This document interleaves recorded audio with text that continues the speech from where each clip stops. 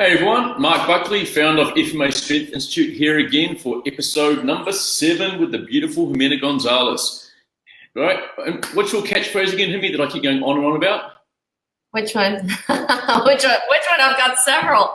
The main one. Look good because you feel good. Yeah, and that's what this is all about. So guys, we're going to get into it because unfortunately, again, I have to be somewhere in an hour. And I know Mr. Luxon, who's always watching, will be hounding me and trying to wrap this up before Himmy's finished saying anything. So we're going to go straight into it so she can get everything that she wants to say into this 1 hour session. So Himmy, to kick it off, we're going to be talking about the key topic, I have to look at it again, which is take your body back through the skill of eating. So I'm really excited about this one. So take your body back through the skill of eating. But before we get into that, Himmy just wants to finish up on some of the things we talked about in episode number 6 yesterday. So Himmy, take it away.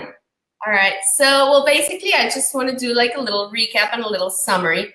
And I want to say something, and it's that it's really important for us, I think, to recognize, or in other words, by you having gone through this series, it will be easy for you to recognize that we do have a big problem in our hands.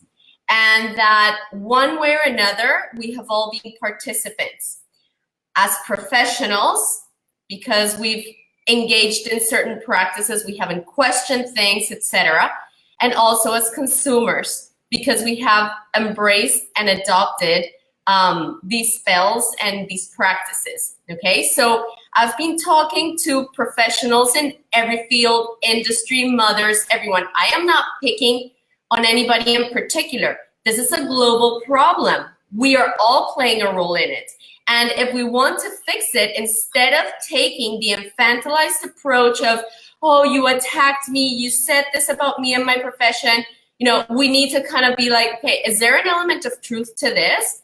And if so, how can I be a better professional? Or how can I be a better mom? Or how can I be a better individual? You know, I think this is an invitation for all of us to look at our current state of affairs, look at the role we're playing, and see how we can improve it. Because I tell you something that is a fact. We are in pain. And the way that pain is being expressed is in many different ways. I've just chosen this topic, okay, about painful relationship with food and body image. But people are in pain in many areas of their lives. Okay, so this is what I want to say. And of course, you know, if we're exposing a problem, we're going to have to talk about the problem, you know, and it's probably going to upset some people, you know, and the goal is not to go in and upset people. The goal is to get people to wake up. And you know what? If this resonates with you, awesome. And if it doesn't, just let it go. Okay, great. Let's do something about it if it resonates with you. And one last thing is the other message is take your power back. Stop giving your power away to other people. Stop taking power from other people, as we discussed in the first episode with the vampire-like relationship. And then there's something else that I want to say, and it's let's heal all these different aspects of us first within us so that then we can go out, work together, put our thinking caps on, and troubleshoot and fix this, all right? And in order for us to succeed doing that, we're going to have to heal our feminine and masculine energy within us. And then we're going to have to come together as men and women who are balanced in both their masculine and feminine energy so that we can work as a unified front and fix this. Instead of going on a man-bashing, emasculating campaign or on a woman-bashing campaign, okay, and destructive campaign. That's all come from the past. We've learned the consequences. Instead of going into the other polar extreme and attacking the patriarchy, let's understand that both men and women are responsible for the patriarchy, okay? And that if the two of us are responsible, we also need to come together to fix it. This is why I wanted to have this presentation and do it with Mark.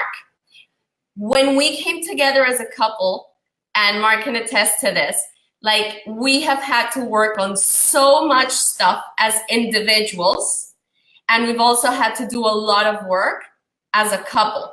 We had not presented ourselves publicly before, because we felt we needed to, work on several aspects of our relationship before we could come together authentically and speak to you guys. So, yeah, and you know what? Like, it's been such an experience. I've grown so much, and I'm so grateful. It's been painful. We've banged heads. We've we've had to get like truly naked with each other.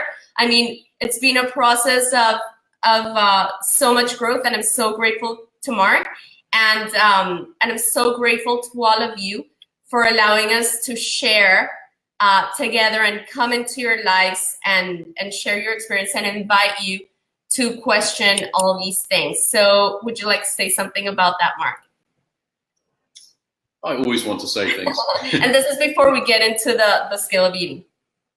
Yeah, I think it's beautiful what you said, Jimena, because, speaking on behalf of men and my experience of the many men that I've, crossed paths with through my journey as a coach and a trainer, it's fascinating how today men don't actually know how to be men, right? It's like it's become it's become like taboo for a man to actually move into his masculine and to stand his ground as a man. It's kind of become like a taboo thing now.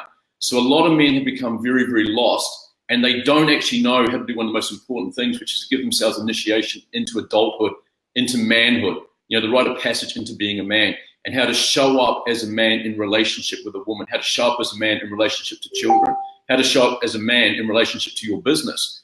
So men have become very disconnected from their masculine energy and what it means to be a man today. And so many students, when I'm unpacking what's going on for them, and we ultimately strip it all the way back to this question, what does it mean to you to actually be a man in this relationship? What does that look like to you? What does that feel like to you? And it just blows my mind. The common answer I get is, I don't know. I don't actually know what it means to be a man in this relationship. I'm completely lost. And by the way, and this is also true for women. I think a lot of women are very lost, and they don't know what it means to be a woman anymore either, because they also haven't had rites of passage into woman. Yeah, this whole movement. When we talked the other day about the energy behind things. So there's been a lot of energy. I'm all for equality, but it's the energy at which we come at it. We can come at it from the place of love, or we can come at it from the place of anger. So be very aware of that, because a lot of women, as we talked about, the masculinization of women, have been pushed into this masculine energy, and that doesn't work. I mean, we're not meant to go into those extremes for a long time. Yes, there's a time for women to step up and go into their masculine and to have independence and that inner strength and all that, but there's also a time for them to go back into the divine feminine and connect with their their intuition and their inner voice and nurturing. Their energy and and I've watched how these things play out. So it's fascinating, because I get so many women coming up to me, especially in the fitness industry, going, "Where are all the fucking men?" And I'm like, "What do you mean?" And go, "Where are the real men? There are no more real men out there. I want a man who will take charge, who will just step up and protect me and provide for me, and not ask me to protect them and provide for them." What I'm getting nowadays is I'm getting little boys wanting me to mother them. And I don't want that. I want a man in my corner. I don't want to be in a relationship with a boy, and this is the consequence of the man bashing that happened. And I got to witness it a lot. Because that's another spell. Yeah, it's another spell. And when I went through university, it was a long time ago now, but it was in the 90s. That's when a lot of the man bashing really sort of started kicking in. And we started getting a lot of women moving into the workforce and things like that, challenging everything. And like I said, I'm all for equality. I'm all for women having the choice to go in whatever direction they want with their lives, not being stuck because of labels and expectations. Or mistreated or anything like that. Yeah, but it's about the energy behind things. And I remember being in university and kind of getting shamed for being a man. And one of our presenters, who was a lady, was talking about, and this man developed that, and she stopped us. I went, "No, that is so incorrect. Let me rephrase that. This person developed da-da-da." And then later on, she then went on to brag about how this woman developed that. And it was okay then to say this woman developed that. It was so confusing, and it was very hard to know, well, how am I meant to show up in this relationship as a man? Because we were often getting persecuted for trying to be a man, because that was chauvinistic and that was sexist. Everything was just great, so I won't go into something to that, Mark. Sorry, and I think that what is a very important element here is that when men operate exclusively from their masculine energy, that's when we can have problems. So all of this, what it has done is it's just invited men to start connecting with their feminine energy and start balancing it with their masculine energy. And what's happened to a lot of us is that because we've been resentful due to the way that we have been treated, we have totally masculinized ourselves, so that we feel we can compete with them, and and we've oftentimes turned our back on our feminine energy. And like we were talking in another one of the episodes, that leads to burnout.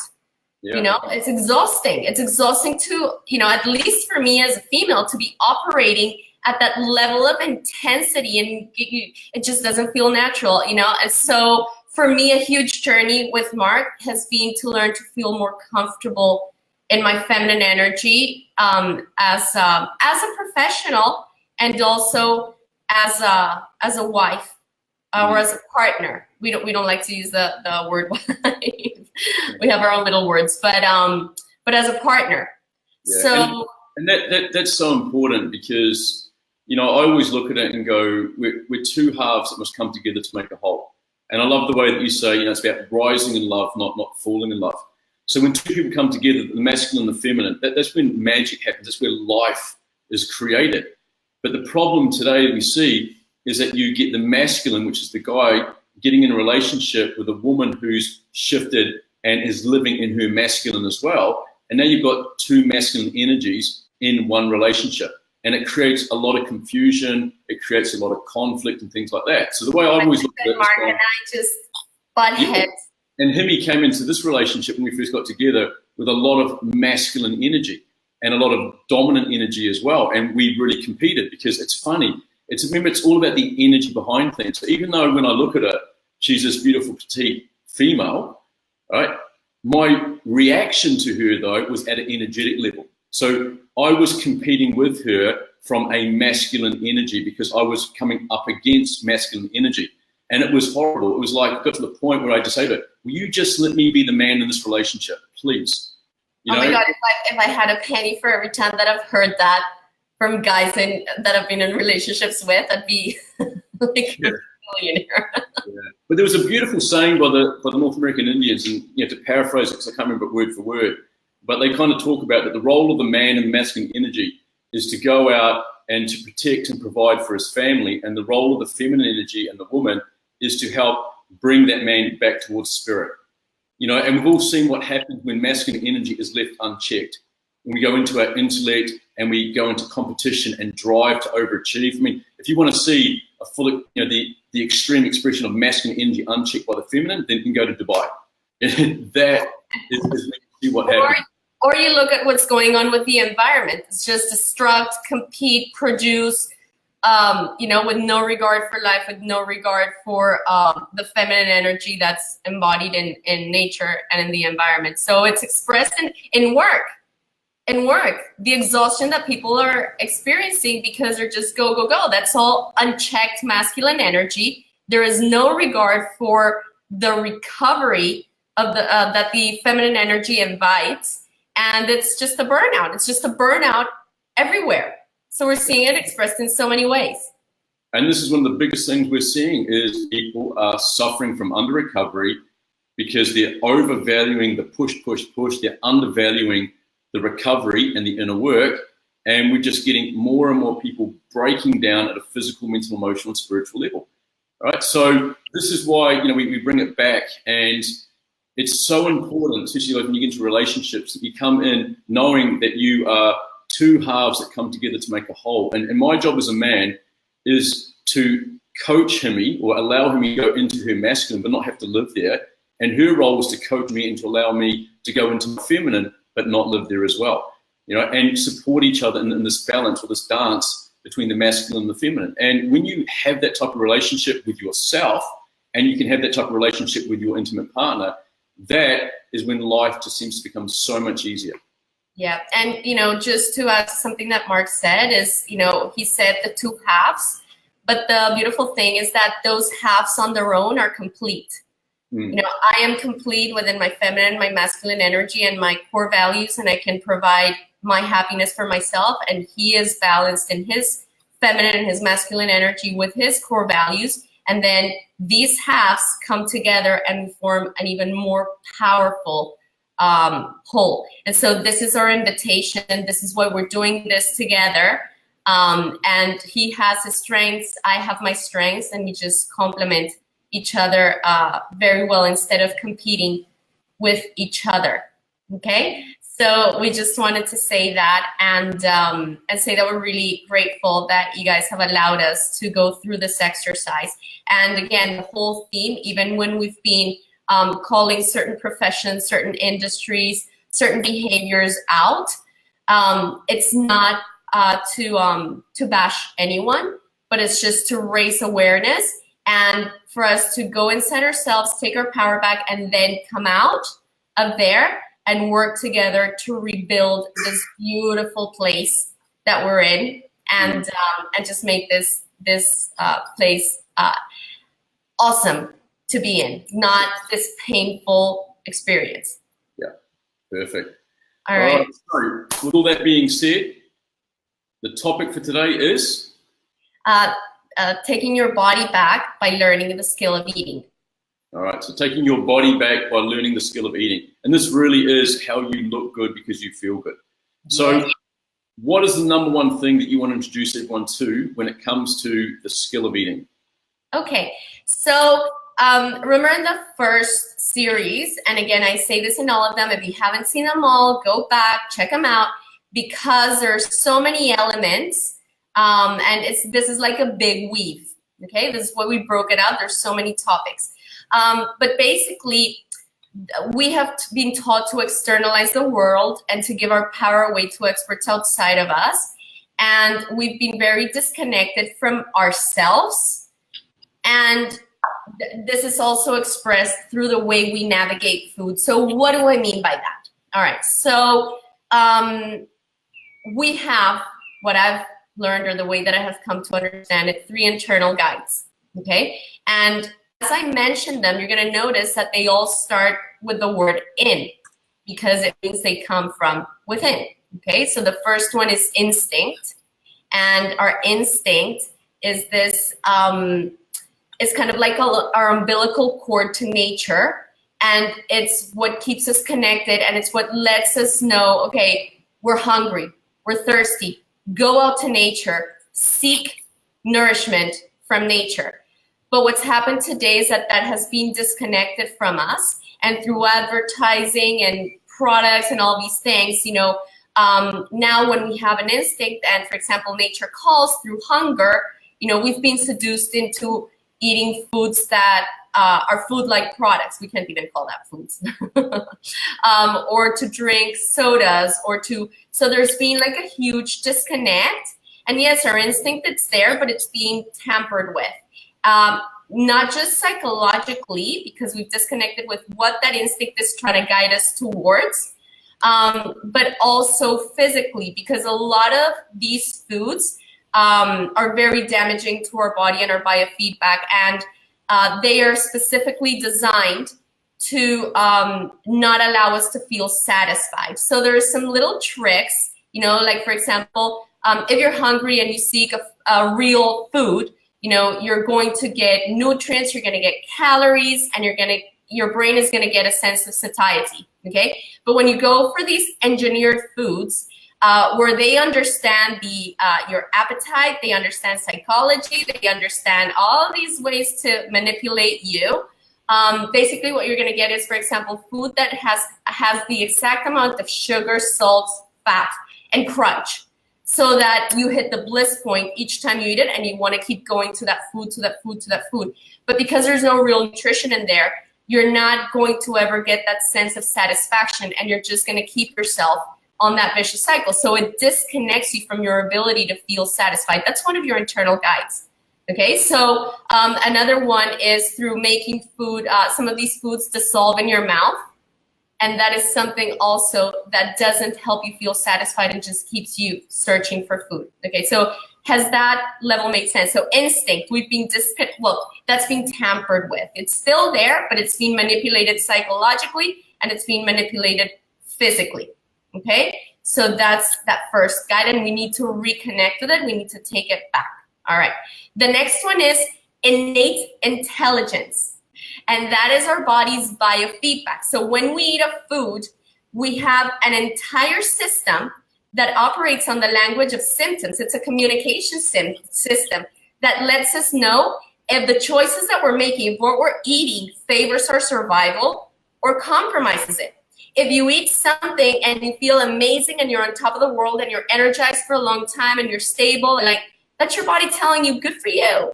You brought in what nurtures us. However, if you eat something that aggravates you, you're gonna get bloated. It's gonna take the energy out of you and you're gonna wanna sleep and you're not gonna be able to think straight, and it goes on. So you're gonna have all these symptoms letting you know that what you just ate is not favoring your survival. Okay, it's as simple as that. You know, they are internal guides. But again, we have dismissed that one. How? By over-intellectualizing food, by giving our power away to other people to tell us what is right for our bodies and what is wrong for our bodies, while dismissing the symptoms that our bodies are giving us. We haven't been taught to go inside ourselves, listen, and connect. What is my body telling me when I eat this? How should I actually feel? You know, and people are very numb too because of medications, because of excess alcohol, because of stress. I mean, there's so many things in our lifestyle that just numb us. And so oftentimes we're so disconnected, we can't even read what symptoms our bodies are giving us unless, and we can't connect the dots. We can't really tell from where they're coming from if we do actually feel them. And what tends to happen is we just go with all these little symptoms, we get used to them, and then we hear other people saying that they're experiencing the same symptoms. So then everybody thinks that that's normal. So we create a social norm around this. So nobody thinks they have an issue with food because they just see food as gaining weight or losing weight. And they don't see that when you eat, like, it affects so many systems in your body, and so many things can be triggered by a good or a bad meal. All right, so we've got already instinct, we've got innate intelligence through biofeedback, and then we've got intuition, okay? And the way that I describe intuition, I think that for a lot of people, they may not connect with it, I don't know, but for me, intuition is my bullshit filter. So when I hear all these ideas, you know, and then there's my intuition that tells me, well, this doesn't sound true, or this sounds true. Oftentimes, we get gaslighted, and we say, well, no, science shows this. I'm like, well, but kind of like my guidance and my intuition is telling me this, you know? And the funny thing is that eventually there will come another science that will validate your feelings as well, you know? So, but most people are just so heavily reliant on what consensus is outside here that they totally dismiss what their soul and their guidance is telling them about certain things, okay? So let me give you a perfect example. So I know that sodas make me feel absolutely horrible. So since I was 13 years old, I have not had a soda. And I know this physically, intuitively, at every level. And then you hear that this industry comes out with research saying that it doesn't cause a problem. And you got to scratch your head and go like, really? You know, so this is what we're talking about. So I think that part of the skill of eating, what I've learned is that you need to take back your instinct, you need to reconnect with your innate intelligence, and you need to trust your intuition and utilize those 3 guides so that you can take your power back and stop giving your power away to other people to tell you how to shape your diet and what to do. So yeah, that's that in a nutshell. All right, very good. And I think, guys, one of the big messages is people find it so complicated because they try to introduce too many food-like products into their diet. You see, when you strip that away and you have a diet that's based around real food, and now you're not being influenced by big food, the manufacturers of food, who, remember, are all competing for shares in your stomach. And we need to remember that. It's not about health. It's about how do we get the most shares in the consumer's stomach. So they come at you at a subconscious level with programming. Remember, we talked about the reptilian brain and the messages they're putting out there, and we talked about the cognitive adaptation effect, meaning our preferences will start to change in favor of the things that we get the most exposure to. This is why when you drive down the street, you see Coca-Cola signs everywhere and Coke all over the trucks and all this, because it's getting in. And to that cognitive adaptation effect, it's programming us to start wanting to have Coca-Cola. And so things go better with Coke. Yeah. And then, like they said, they're spending billions of dollars on trying to manipulate the consuming behavior or the consumer behavior. So what we mean by that is, Ximy's already touched upon the bliss point, and that is the reptilian brain, right, evolutionary-wise, was always going to move towards fat, sugar, and salt. Those were the things that gave us a lot back. So we were rewarded for that. So when you go back, hundreds of thousands of years, the fat was important, the salt was important, and sugar was important in the form of like glucose. So if we could have those, that behavior would be rewarded. So when we eat something that had sugar and salt and fat, right, it was favorable for our survival. The body wanted us to go back and do it again. So we would reward that behavior, because when we reward a behavior through that dopamine release, we want to approach that behavior again. It works in our favor to want to go back to the honey or whatever it is that we had. So that's how it works. But unfortunately, now there's a massive time lag. The brain hasn't quite realized that we don't have the same amount of lack and scarcity for food as we did. Now, I know there's some underdeveloped countries where lack and scarcity is a real issue, and my heart goes out, in that situation. But for most of us in Western society, we're not really in that same sort of situation anymore. But food manufacturers have understood that the brain is still driven to approach this bliss point, which is that perfect combination of, as Ximy said, fat, salt, and sugar. It pretty much overrides your society in terms of, I'm full, right? It keeps you wanting to eat. So we need to be aware of that, because when you realize, like I said, that all this is about competing for shares in your stomach, and you realize it has nothing to do with health and everything to do with money, then you kind of look at it and go, why would I want to allow them to decide what I actually put into my stomach? Most importantly, can I just say something? Most importantly, if I know that these foods are designed to manipulate my inner guides and my inner guidance, why am I gonna allow these things to come into my body to distort my inner guides and my ability to navigate myself through food and health? Yeah. And guys, remember, we could go on all day about this, but you've got what's called sensory-specific society. Now, you can all relate to this, where when you eat something that has a really strong, distinct taste, and the first time you taste it, it's like, wow, this tastes so good. But then 2 bites, 3 bites, 4 bites in, it starts to drop off pretty quick to get to the point where I don't want any more. All right? Well, that's what sensory-specific society is. It's when something has a very powerful, distinct taste, the brain kind of gets triggered pretty quick to stop eating it. All right? So we don't get overwhelmed with any one distinct flavor. Now, the food manufacturers have picked up on this, and they've tried to go, well, how can we make our food so distinct and so powerful in taste that it brings people in, it attracts people, it lures them for that taste explosion, but how can we kind of manipulate the food chemically to override that sensory-specific society? So once they start, the brain doesn't quickly go, okay, we've had enough now, let's stop. The brain goes, more, more, more, more, all right?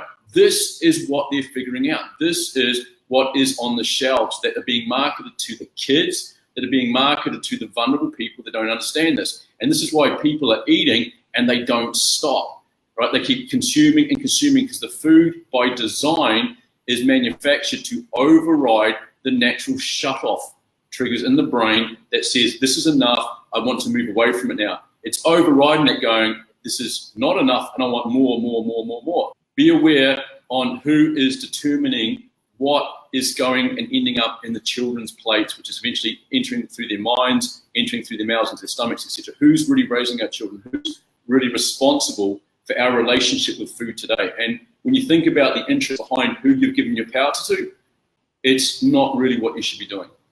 And the thing is also that I think that one of the most disempowering things that we have done as a society is to abandon the farm and to abandon the kitchen and to leave it in the hands of industry and the profit, because that they are the ones who are feeding us. And think about it, like what comes into your body in the form of food is so important, and you are putting that responsibility in the hands of people that don't have your health in their best interest, but making money, which is fine, you know, like that's their goal, you know, that's why they're in business. But, you know, this is where you've gotta, you know, step back and look and take your power back and go like, okay, well, do I want to take responsibility for what goes in my body and in my mouth, or do I want to give it to these people to feed me whatever they want to feed me?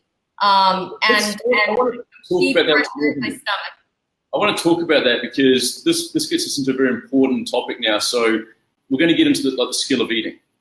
And for a lot of people, though, it is becoming increasingly more difficult to take their power back. And this is what it all comes back to. Take your power back. You know, stop outsourcing responsibility for what you eat. So everyone's sitting there going, okay, well, I get it. You know, maybe we shouldn't be outsourcing responsibility to the food industry and all that, because there's interest there and it's not really about health, it's more about money because it is a business. So yeah, okay, I get that we should be outsourcing responsibility.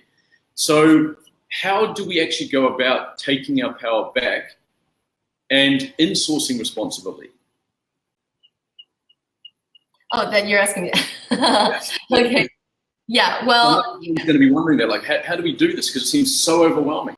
Yeah, I think that the first thing is that, you know, people feel very intimidated about understanding food because the way that it's presented sometimes is just in such a scientific way that is not approachable to people, and it can get really confusing and really overwhelming.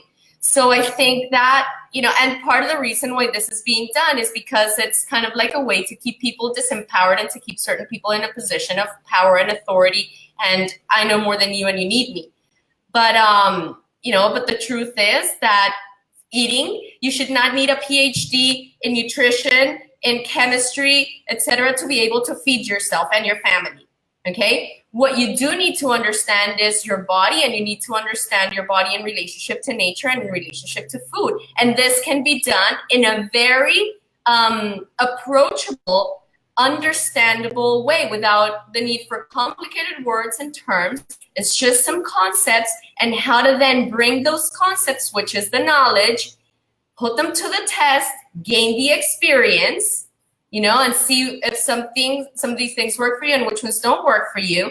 And then from that, develop wisdom and know how to navigate your body for the rest of your life. So this is why I don't like diets. This is why I like the skill of eating. You understand food, you understand your body in relationship to food, and you can manage yourself based on the different things that are happening in your life, based on the different things that are happening out in the environment. Because as we said in the other talks, your body is not static. Your body is dynamic and it's ever changing. So you need to be connected with yourself. But you know, the thing is that what they've made marketable and appealing to people is the let me put this like in an autopilot kind of thing. Let me not think about it. Let me not worry about it. Let me just follow this program, you know, and I'm not going to take responsibility for myself. I'm just going to do what they tell me to do because I don't want to think about it. You know, but the truth is that if you want to have a healthy relationship with your body, if you want to be healthy, and if you want to know what actually works for you and know how to tweak, you need to be connected with your body and with those inner guides that I was talking about, with your instinct, with innate intelligence, and with your intuition, because they will be navigating this for you, or they will help you navigate this from a place of truth, not from a place of whatever somebody else thinks. Okay. Yeah. So going back to the whole convenience thing, you know, like that's another spell, and it's BS. Yeah, convenience, right? So you put in all the time, you know, to go off and do all these things. You forget about food. You forget about your health, and then you feel like you're inconvenient in a state of convenience because you don't have to do these things. But at the end of the day, eventually, as your health starts to break down, you will move into inconvenience when you have to be jumping from doctor to doctor, pill to pill, unwanted symptom to unwanted symptom, etc. There's always a price to pay. The question is, Do you want to pay that price with, having an understanding, enjoying food, and taking responsibility for yourself, or eventually with the breakdown of your health and having to go and go through painful processes to get it? Yeah, and guys, this is the challenge, and this is why it's so important often to have like a coach that works with you, especially when you are trying to heal your relationship with body image or heal your relationship with food. There's a lot of information that we've been giving you over these last 6 episodes so far. But here's one of the big messages I want to share with you. When you outsource responsibility, you give your power away to that person or to that industry. Now, that will always come as a consequence. When you start to give your power away, you start to shift yourself into the state of learned helplessness. And so many people we see are in this horrible place where they've tried to take their power back. But remember this, rule number 1, when you give your power to someone, the last thing they ever want to do is give it back. So when you go, I want to take my power back, you go, you gave it to me, it's mine now. Right? I don't want to give it back. Yeah, and a lot of people are trying to take their power back, and they're trying to do the right thing. But if you look at the world today, we have so much misinformation around us. There is so much information out there, some of it good, some of it bad, but we're not short on information. We have information everywhere. People don't need more information. People are getting overwhelmed and getting confused because we've taken something which should be very straightforward, which is just eating and our relationship with food, and we've turned it into this science that's so complex that people now can't make sense of it. This is disempowerment 101. Yeah. So many people now come up to me and go, I have no freaking idea what I should be doing because I've just read one study that said that carbohydrates is bad and that it's going to lead to the onset of type 2 diabetes if I'm over consuming it. And now there's another study and other people advocating that no, actually going low carbohydrates is what's leading to diabetes. And people that do have type 2 diabetes actually need to having a lot more carbohydrates and grains and stuff in their diet. And it just goes on and on and on. This is the problem. So what we're seeing is people are getting into a state of called learned helplessness, and this is nowhere to go. This is where you do not want to be. So let me just tell you what learned helplessness is in a nutshell.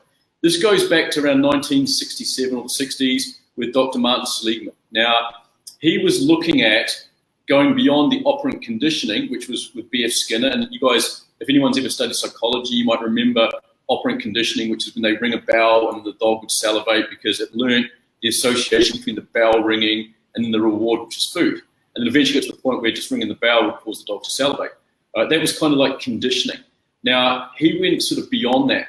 And he kind of looked at this thing which is called learned helplessness. Now, for animal lovers, you're probably not going to like this because it is pretty nasty. But this is what happens to humans as well. He basically got 3 controls in the study. So one was the control group, where they were just in this cage. That was it. The other group were the dogs that were in the cage, and there was a lever, and the cage was set up to give you electric shocks, so it wasn't very nice. But the dogs could hit the lever and take away the electric shock. And then the third group was in there in the cage with the lever, but they had no control to take away the electric shock. So they could hit the lever, do what they want, but the electric shock was going to be there regardless. And what he learned is that the dogs that had no ability to change what was happening actually shifted into a state of learned helplessness. Now, this is how bad it gets. When he put all 3 groups of dogs in another cage that was separated by a small sort of divider that they could easily jump over, the dogs in group 1 and 2 quickly learned that when there was a shock, jump over the small divider into the other section of the cage. There was no shock. The group 3 dogs just lay there, just getting shocked after shock after shock. He then tried to entice them over. He then tried to call them, come on, over here, over here. They wouldn't go. They'd learned to be helpless. They've learned that I can't change this, so I'm just going to deal with it. This is what's going to happen. And he would call them. He even then physically started to grab them by the lead and pull them into the other side of the cage.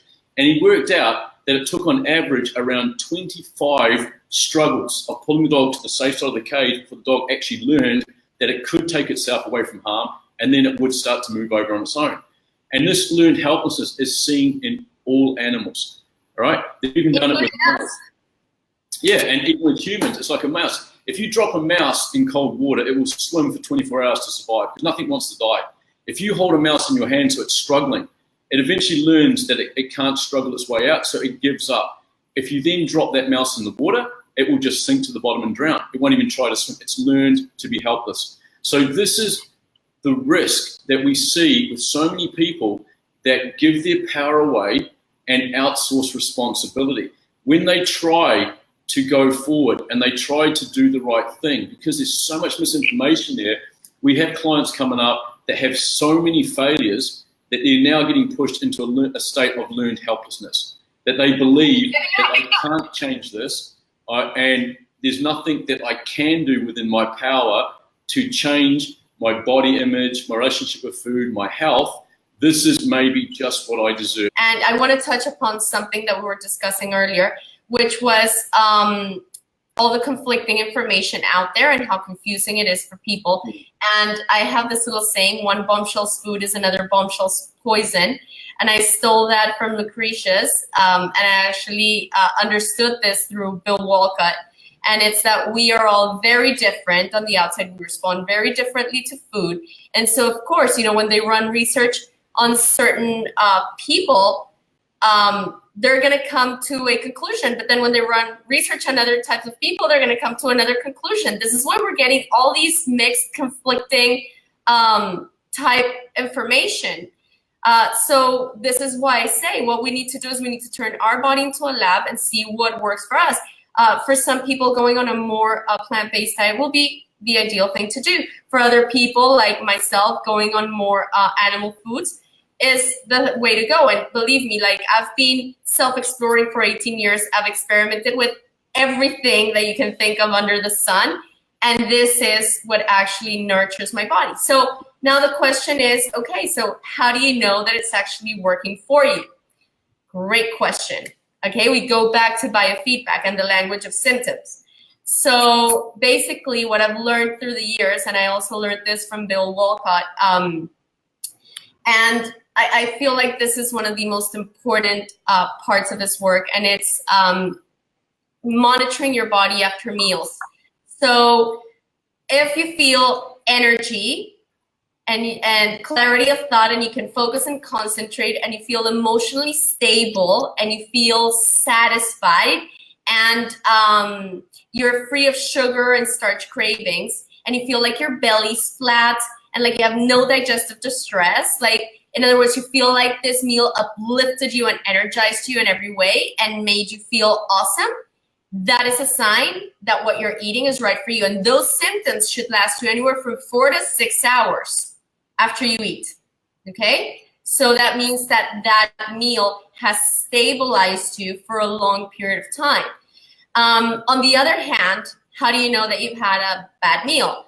If you feel sleepy and you're yawning, if you can't focus or concentrate, if you're falling asleep and you want to take a nap, if you're craving sugar and coffee and starch, if you, I already said focus, so it's energy, clarity of thought, sugar cravings. Oh, if your mood is all over the place, and if you feel like you're not satisfied, and so, but you still don't know what was missing, so you go to the pantry and you go to the fridge and you try something salty and you try something sweet, but you can't figure it out. All of those, oh, wait a second, and of course, you know, if you feel bloated and you've got acid reflux and, you know, all of these things, all of these could be signs that you're not eating well for you. So you see, the body's very smart. And of course, individually, each one of these positive and negative symptoms could mean other things.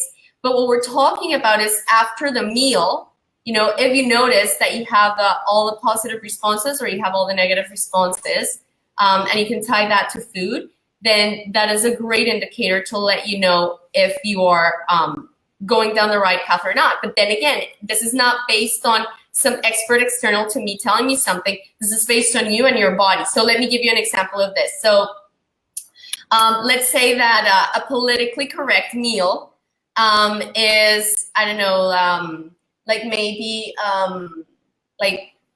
chicken breast, broccoli, and maybe some olive oil and an orange juice and maybe a little bit of oatmeal or something like that. If I was to eat that, that would be the death of me. I would crash and I would feel absolutely horrendous. However, what makes me feel really good is something that is very politically incorrect, which would be, for example, some steak, some eggs, and some carrots full of butter.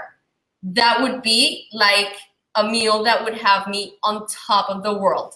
So if I was to sit here and give my power away to that expert that said to me that the politically incorrect meal is wrong because it's got steak and it's got fat and it's got this and it's got that, and I stop eating that to go off and eat this other way and please their values and their ideas of food, I'm gonna feel like crap.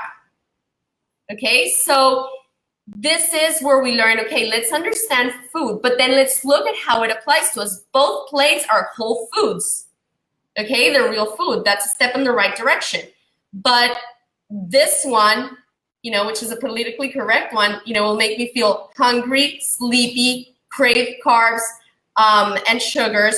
It will make me feel like something was missing in my meal, and it will probably like play around with my mood. Whereas the other one will keep me stable. I hope you can see like the difference. So this is why no expert outside of me is ever gonna know me. Only me. So this is why, you know, we say we do it for you. And this was, for example, me putting together the 7 Body Basics 12-week online multimedia program where you learn how to do this step by step.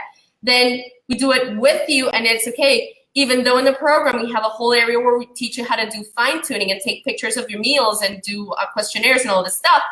I'm there, you know, as a sounding board. And then do it for you is by going through this process, you learn how to understand food and you learn how to listen to your body so that you can make the necessary tweaks as you go. Let's say you travel and you're in a cold climate. Well, your meals may change slightly, as we were discussing yesterday, or something else happens. But now you don't rely and you don't depend on me for the rest of your life. You depend on you and in your own inner guidance because you've reconnected with your inner guides. This is what the skill of eating is about. It's about you, symptoms, and understanding what your body tells you and knowing, first of all, you know, what you need to do. And second of all, you know, is once you connect with what makes you feel good, it's not about, oh yeah, I'm gonna eat this way because Ximy said so. What? No, that's giving your power away. You know, and the cool thing is that also once you connect with what works for you, something beautiful happens. And it's that you go off and every day you have the choice. How do I want to feel? Do I want to feel good or do I want to feel not so good? So I already know that when I eat a certain way, I feel good. And I know that when I eat this other way, I don't feel good. And so now you get faced every day with that choice. You know, how am I going to eat? Because that's going to determine in a very big way how I'm going to feel. It's your choice. You get to parent yourself. You need to make the choices. It's not about me and what I've said. And no, it's about you and your relationship with you. You see, the choices that you make, as we've explored here, are of no consequence to me or anybody else. They're of consequence to you and your body because you're the one who's going to experience the bloating and the headaches and the gas and you know, being overweight if that's the case for you or whatever it is. So in a nutshell, in a very, very condensed nutshell, that's the skill of eating, and that's what I want to invite people to do, to become experts in themselves so they can take their power back. And that's so important. So what I'm really hearing him say is the first step you can all make is start moving away from food-like products and start bringing real food into your home.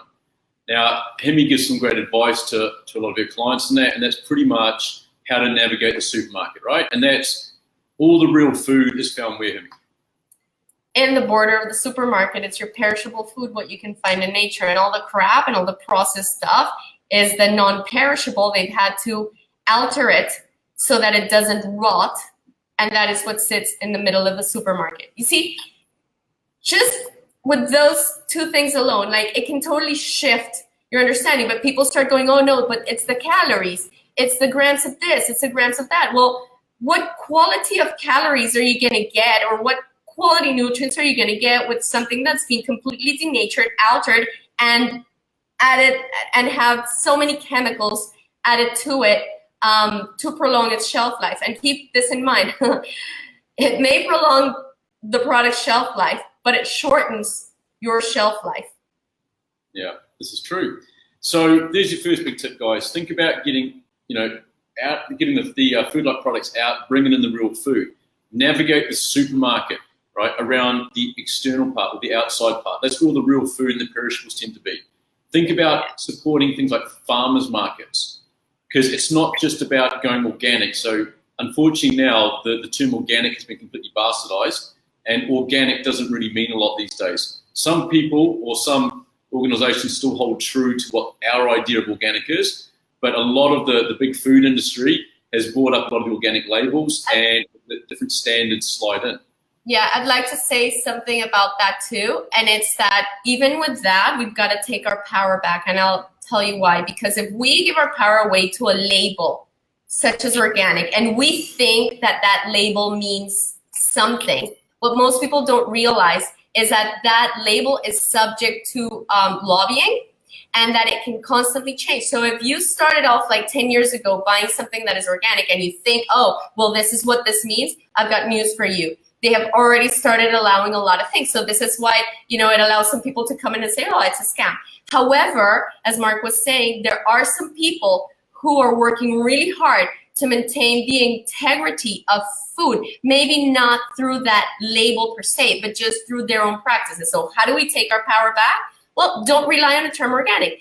Go and establish a relationship with your farmer and your butcher. Find out where your food comes from and ask them what values and what practices they use to grow the food. Be an empowered, informed consumer.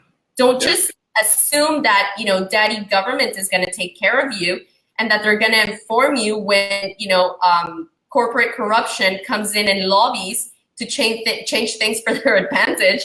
It's not going to happen. So this is my invitation to grow yourselves up and take responsibility, because, this is our job. This is nobody else's job at the end of the day. So go for the best quality food, support your farmers markets, right? Because it's not just about the label organic, right? It's about having fresh seasonal food as well. This is what's so good about farmers markets. They're usually from farms very nearby. So it's pretty much from soil to plate. It's fantastic. And you can just taste the difference, and you experience the difference in your body when you eat real food that's just come straight from the tree or straight from the earth. It's amazing. So these are the key things. But then, as we talk about this, growing up and taking your power back means dealing with the challenges that come about when you want to do the right thing for yourself. Now, think about this. The food industry, again, is really exploiting the fact that we are time poor today. So when you look at a lot of the baby boomers and the behaviors that are demonstrating, and a lot of people today, we talked about in the early episode that it's very hard now for a one-income family to survive. In fact, it's becoming even difficult for a two-income family to survive. So a lot of people have to work. Now, this is what they've noticed in terms of the behavior of people today. Most people tend to skip breakfast because they're in a rush. They've got to get to work. These same people often skip lunch because they've got to catch up time, and they've often got to work through their lunch break in order to meet deadlines. And then a lot of people, when they get home, they're too tired to want to cook and prepare dinners. So this change in behavior that's really prevalent right now is people are moving away from food preparation, and they're gravitating towards packaged food, packaged meals for convenience. And the food industry is really exploiting that and really marketing on the fact of these very convenient, cost-effective meals. So I want you to think about that for a second, because this is where we are moving, and it's being exploited. Money is made when you tap into convenience for people.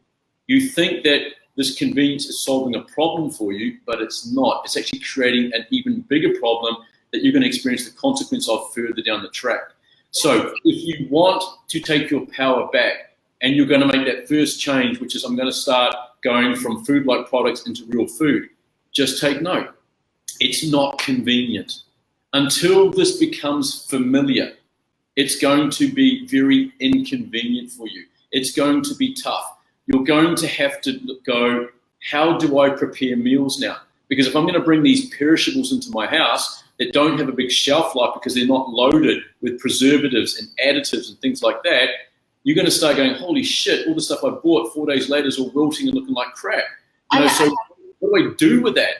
All right, so there are lots of little tips that we can share along the way. Like if you were to look in our fridge, and this is Hemi, when you open it up, everything is in glass airtight containers because it increases the shelf life of perishable foods. Everything goes into, all our vegetables go into these glass airtight containers, and it really preserves them. It keeps them looking good for how long, Ximy?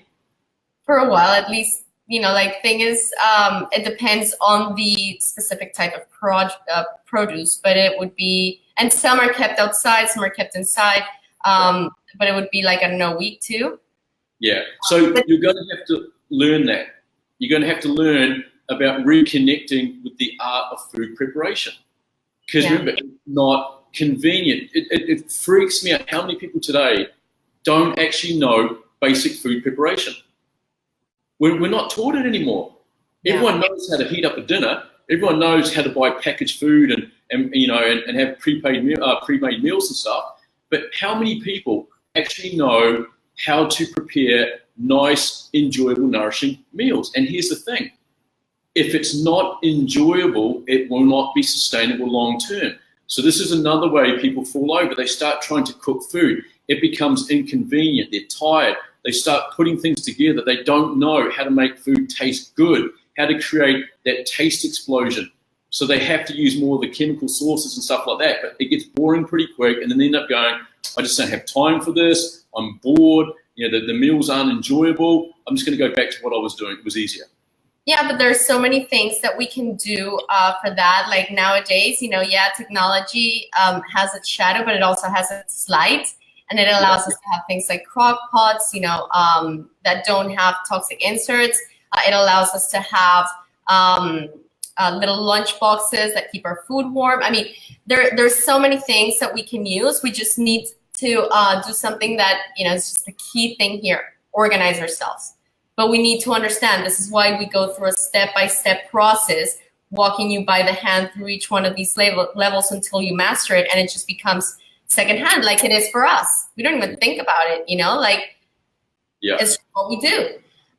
So the other thing that I wanted to say when it comes to food is we also need to identify food sensitivities, because that's a big issue for some people nowadays.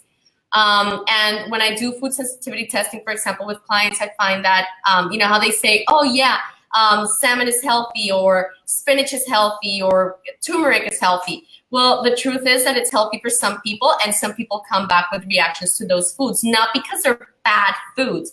And this is, I think, the point that I want to get across, is that natural food is not inherently good or bad. It just is. What determines whether it's good or bad is your body and how your body reacts to that food, whether it accepts it or whether it rejects it. Okay, so food sensitivities is important. And then you've got to listen to your body, fine-tune your meals based on what works for you, then learn how to fine-tune that to the environment. And then the next thing is digestion. You can have the best diet in the world, but if you're not digesting properly, then what is the point? You're not going to be able to extract the nourishment from those foods. So the main point that I want to make with this is to get you out of the mentality that food is just for weight loss and weight gain. There is so much, that food does for us, and how much it influences every aspect of our health: physical, mental, emotional, spiritual. It's this big thing. We can't just attach weight loss and weight gain to it. And I think that this is one of the big parts that we need to heal from the spell. So, I think that we're running out of time. You probably have to go very shortly. So I've already had the messages coming in. Okay, so let's just close the series by saying that, firstly, thank you so much for joining us. It's really been a pleasure for us to share this information with you guys. This is our experience.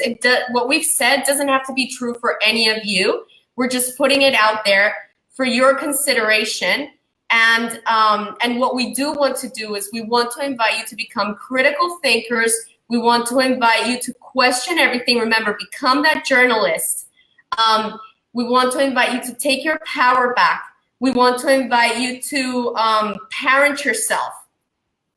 We want to invite you to reconnect with nature, to reconnect with your body. And we want to invite you as a professional, as a mom, as an individual, we are all in this together. We are all contributing to the problem. And now as we've become aware of the roles that we're playing and how we're contributing, okay, so how can we become the solution? Okay, and that is what I want to leave you with, is connect with your heart. That's your essence. And now ask your heart and your higher self, how can you become the best version of you, and how can you express that in the world for everybody, so that we can all make this world a better place. That's my message. And I'll just end with one thing as well, because you guys have been awesome. I've loved sharing these 7 episodes with Ximy and everyone watching.